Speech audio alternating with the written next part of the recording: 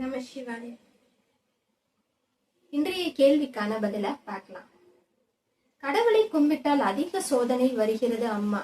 கடவுளை கும்பிடுவதனால் எந்த பலனுமே கிடைக்க மாட்டேங்கிறது. கஷ்டத்திற்கு மேல் கஷ்டம் வந்துகிட்டே இருக்கு. அதற்கான காரணம் என்ன அப்படின்னு கேட்டிருக்காங்க. நிறைய பேரு இத சொல்றாங்க. எத்தனை தெய்வங்களை கும்பிட்டும் கஷ்டம் போக மாட்டேங்குது, எவ்வளவு வழிபாடு செஞ்சாலும் கஷ்டம் குறைய மாட்டேங்குது அப்படின்னு சொல்றாங்க. உதாரணமாக ஒரு பண கஷ்டம் சம்பந்தமா ஒருத்தவங்க உதவி கேட்டிருந்தாங்க. பண கஷ்டம் போகவே மாட்டேங்குது, அதற்கான வழி சொல்லுங்க அப்படின்னு சொல்லி கேட்டிருந்தாங்க. அதற்கு நீங்க என்ன வேலை செய்யறீங்க அப்படின்னு கேட்டா அதற்கு அவருங்க வேலையே செய்யல.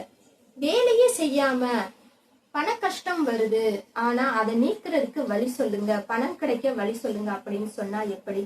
ஒரு மனிதன் எவ்வளவுதான் ஒழுக்கமாக இருந்தாலும், எவ்வளவுதான் இறைவனை வழிபாடு செஞ்சாலும் அவங்களுடைய கடமை, அதாவது அவங்க வேலைக்கு போகணும் அப்படிங்கிறது தான் ரொம்ப முக்கியமான செயல். கடவுளை கும்பிடுறது முக்கியமான கடமை தான். ஆனா வேலைக்கு போகாம நான் கடவுளை மட்டுமே கும்பிட்டு என்னுடைய கஷ்டங்கள் அனைத்தும் போகணும் அப்படின்னா அது எப்படி நம்ம ஏத்துக்க முடியும்?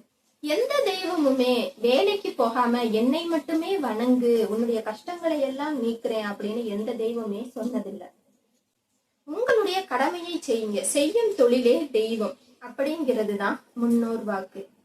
உங்களுடைய கடமையை ஒழுங்கா செய்ய, அதற்கான பலனை கொடுக்க வேண்டியது மட்டும்தான் இறைவனுடைய வேலையே தவிர கடவுளை மட்டுமே நம்ம வணங்கிக்கிட்டு நம்மளுடைய கடமையை சரியா செய்யாம இருந்தா அதற்கான பலன் எப்படி கிடைக்கும்? அதனால உங்களுடைய கடமையை நீங்க விடாம செய்ய, நிச்சயமாக அதற்கான பலனை இறைவன் கொடுப்பார்.